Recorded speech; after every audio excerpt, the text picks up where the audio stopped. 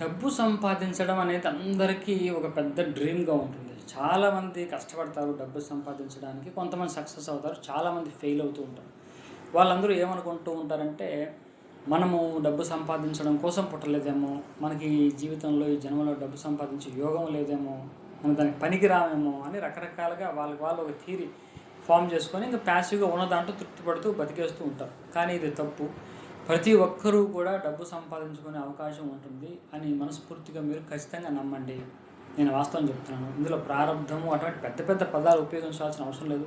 ప్రారబ్ధం ఉంటే ఉంటుంది కానీ, నువ్వు ఇప్పుడు మరి ఎంతో కొంత నువ్వు సంపాదిస్తున్నావు కదా, మరి ఎలా సంపాదిస్తున్నావు? నీకు ప్రారబ్ధం ఉంటే పూర్తిగా దారిద్ర్యంలో పడి అడుగు తింటూ ఉండాలి కదా, అలా ఏం లేదు కదా.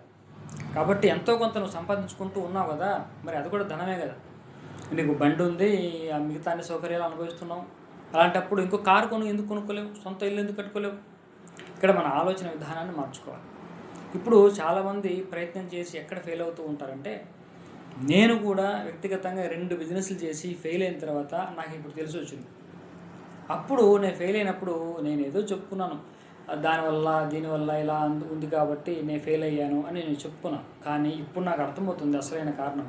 నేను సరిగ్గా ఆ బిజినెస్ చేయడానికి ఏ విధంగా నేను ఉండాలో ఆ విధంగా నేను అలైన్మెంట్లోకి వెళ్ళలేకపోయాను.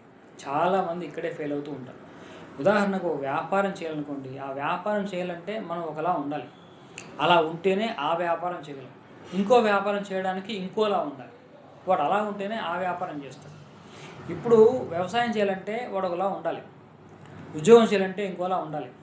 నేను ఉద్యోగం చేయడానికి ఉన్నవాడు ప్యాంటు షర్టు వేసుకొని వైట్ అండ్ వైట్ వేసుకొని నేను వ్యవసాయం చేస్తాను, లేకుంటే గొడుగు పట్టుకొని చెట్టు కింద కూర్చుంటాను, పనులు అవుతాయంటే ఏం అవ్వవు, వాడు చేయలేడు. ఇదే విధంగా మనం ఫెయిల్ అవుతున్నామంటే కారణం ఈ విధంగా మనము ఏ విధంగా ఉండాలో ఆ ఫీల్డ్కు కావాల్సినటువంటి ఆలోచన విధానం, బిలీఫ్ సిస్టము, మన యాటిట్యూడు, పర్సెప్షన్స్, మన యాక్షన్స్ ఇవన్నీ కూడా ప్రాపర్ అలైన్మెంట్లో లేనప్పుడే మనం ఫెయిల్ అవుతూ ఉంటాం. ఇవన్నీ అలైన్ చేసుకోండి, ఫెయిల్ అయ్యే అవకాశమే లేదు తెలుసుకోండి. ఇది స్పష్టంగా మనకు జో డిస్పెన్సా చెప్పేటటువంటి ఒక ప్రోగ్రామ్. ఆయన ఇచ్చినటువంటి టూల్స్ ద్వారా మనము ఏ ఫీల్డ్కైనా సరే మనల్ని మనం పూర్తిగా అలైన్మెంట్లోకి తీసుకురాగలం.